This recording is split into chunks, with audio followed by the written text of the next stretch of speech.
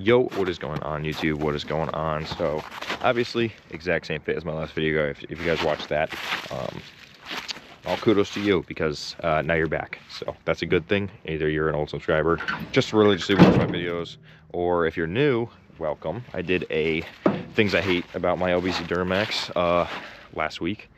Well, that's when it had been uploaded, but this week we're going to talk about things I love about my GMT 800 LBZ Duramax. So this is going to be kind of a two general purpose video. So GMT 800s in general, and my LBZ Duramax, which is motor and transmission specific. I guess you could also consider it being the 2500, but you can also get that in a 6-liter, so no big deal there. So what I'm going to be talking about today is literally just things I love, and this list is going to be so much more in depth and so much bigger than the things I hate, because it's so hard to hate my dream truck. So, you know, everything about this truck I absolutely love for the most part.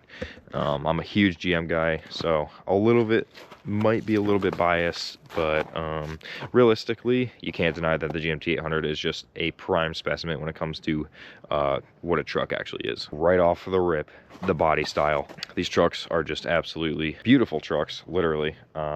The Cat Eye is definitely the most sought after one, and I personally think the Cat Eye is definitely the better looking truck. Depending on what you want. If you want to be like a mature kind of guy that doesn't really dig into the, you know, stigmatism of the social media and what everybody wants, then you're kind of a GMC guy or like a round body guy, which to each their own. It's either that or you're a Cat Eye guy. So the Cat Eyes definitely look sick, no doubt about that, but they're just a timeless body. They had the perfect amount of angles in the body and the perfect amount of just everything. It is just sharp enough to look super good and not sharp enough to be stupid and tacky like the new GM trucks, like the 2022s. Oh my goodness. Anyways, by far the best thing you could buy. Not only that, when you get into the diesel world, next topic of why I love these trucks is going to be, they're all pre-emissions. 07 and back, pre-emissions, you get an EGR, which is an exhaust gas regulator, recirculates your exhaust into the cylinders to reburn it just in case you have unburnt fuel. Worst thing ever, get rid of it. Now, how do I do that? If you guys are new to this, you know, EGRs or diesels or whatever, pop the hood. Not only are you going to be putting way more miles on your truck after you delete the EGR, because they're way better, you also get one of these things. It's super cool looking, and your truck looks built, and it's super sick. You know, if you got the intake and the cold side, or the hot side pipe, cold side pipe, intake horn, you know, all that jazz, this thing would look insane, right? And that's what a lot of people do to look insane on social media. They just be buying that stuff for no good reason, just to look good, but to each their own. This is where the EGR usually sits. I'm not going to go into much depth about it because we have a lot to cover in this video, but replace the Y bridge, replace the hot side or the cold side pipe out of the intercooler. You're going to be good to go. This is super ideal. You don't have to tune the truck. Pretty much that's about it. While we're in the engine bay, number 3, we're going to talk about my LLY turbo. Sounds way louder, builds a few more pounds of boost. Stock, this truck is untuned, and it woke it up pretty good. So the LLY has the biggest factory turbocharger. If you guys didn't know that, now you do. Put it on an LBZ, best thing ever. So not only do you have the God motor, but you have the biggest factory reliable Garrett LLY turbocharger. It's a 63.5 millimeter, almost a 64. People call it the 64 because the other one's a 62 point. You know what I mean. So anyways, moving on to my specific truck, I'm going to go with all my Boost Auto parts. Boost Auto came through with us. If you guys haven't followed the channel before, Boost Auto worked with us to build this truck. Best company ever. I permanently have links for their parts in my description, just out of appreciation. They didn't ask me to do that whatsoever, and I just feel the need to, because they helped this truck grow tremendously, and it's absolutely insane. I could not thank them enough, and hopefully they'll work with me on my next truck, so that would be ideal. But anyways, paint matched on myself, chrome, fully, well, mostly optioned. I don't have the power folding in these, but everything else I have in these things. So sequential daytime running lights, everything. It also matches the halos here. We have turn signals in the cab lights. Best thing ever. Literally super sick. So all my Boost Auto parts, they do GMT 800s so well.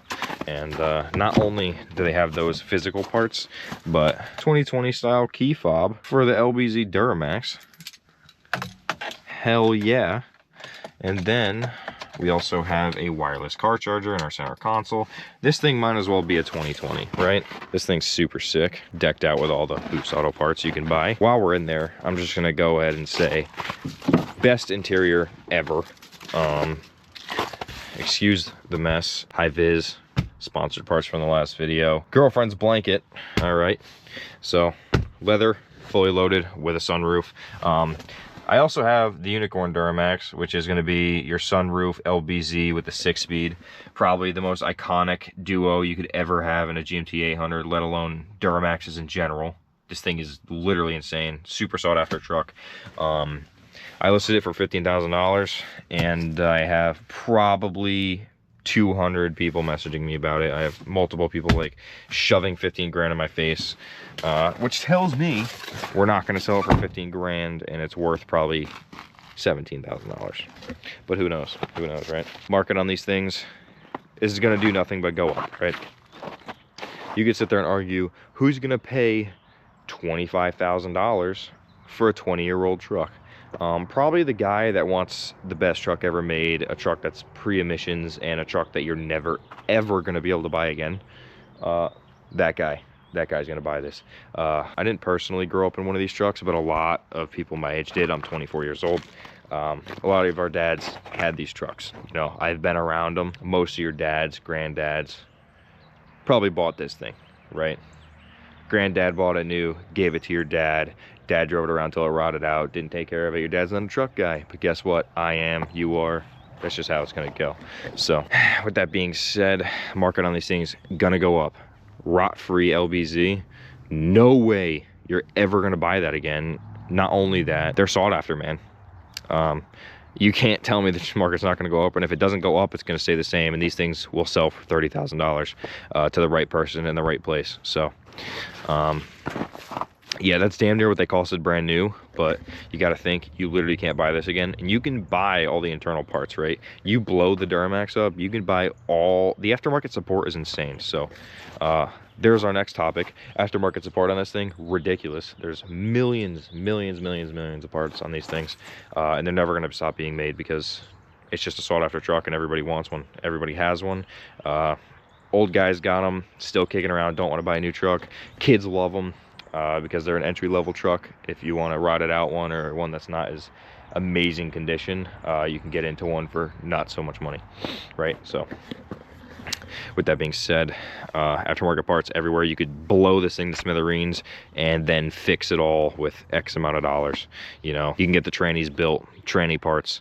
It's just never ending. These trucks are insane. As long as the body and frame is rot free and you can take care of it, the motor is interchangeable, man. As long as you got money. I mean, they're not going to last you no time at all, but you spend $15,000 on a motor build, it'll probably last you, if you have a high horsepower build, you could probably make 10 years out of it if you really take care of it. Or if you beat the living out of it, then, you know, do that as you will. You know, you can't really promise anything there, but regardless, these things are just so simple. Not only that, I shouldn't have closed the hood, but you pop the hood on this thing, 2 little bolt things come out, and you take the entire headlight assembly out. 1 bolt takes the grill out, 4 bolts takes the bumper off, and then the radiator support comes out. And pulling the motor in these trucks, 2-hour job. Haven't done it myself. Cousin's done it twice. Whatever. Information is information. I've taken the whole front end of this truck apart. Have I pulled the motor? No, but everything else, yes. And easiest thing probably ever. So what else could you ask for? Right? Well, you Ford guys know real well about pulling that motor, because guess what you got to pull first? The cab. And guess what we don't have to do at all? Pull the cab. You could pull the cab instead of the motor mounts. I don't know who in the world is doing that. Some people with shops, they do that. I do not do that.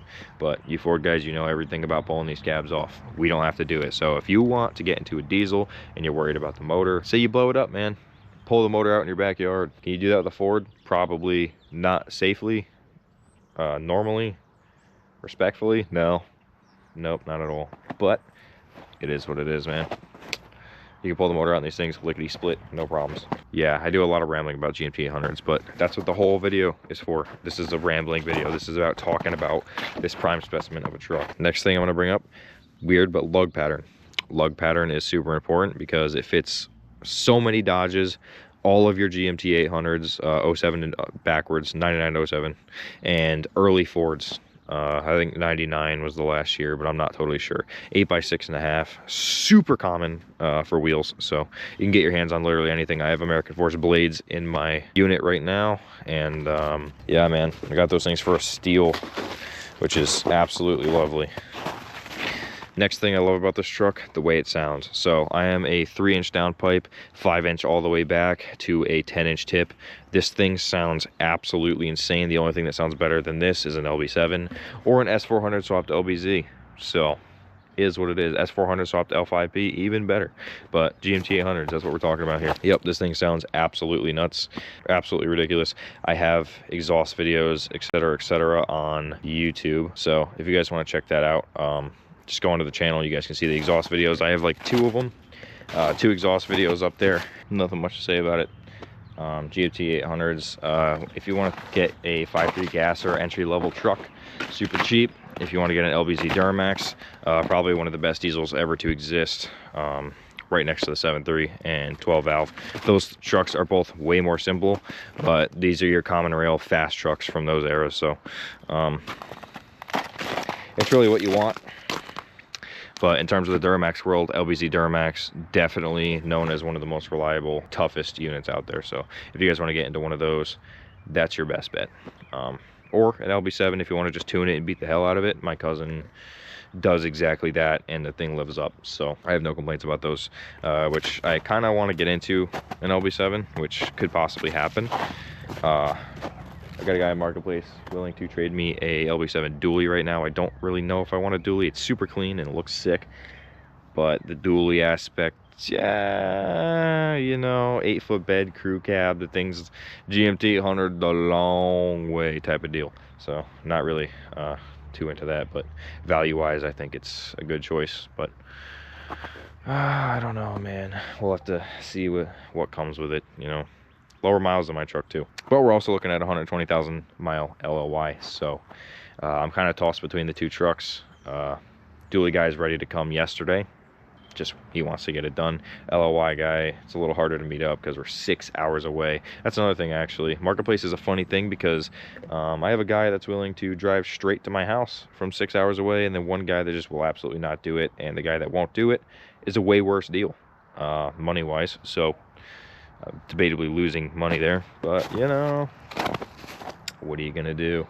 So anywho, if you guys want to follow this truck on any social media, the Don.87 or Don.Eldridge on Snapchat, all the links are in the description. If you guys want to follow me there, feel free to watch this truck or watch me build my new truck. Either way, trucks are being built and they're going to be on social media. So I will see you guys in the next one. Consider subscribing, leaving a like, leaving a comment, good or bad, gonna help me with content for you guys. So gonna be sick. So either way, hope to see you guys in the next one. Peace.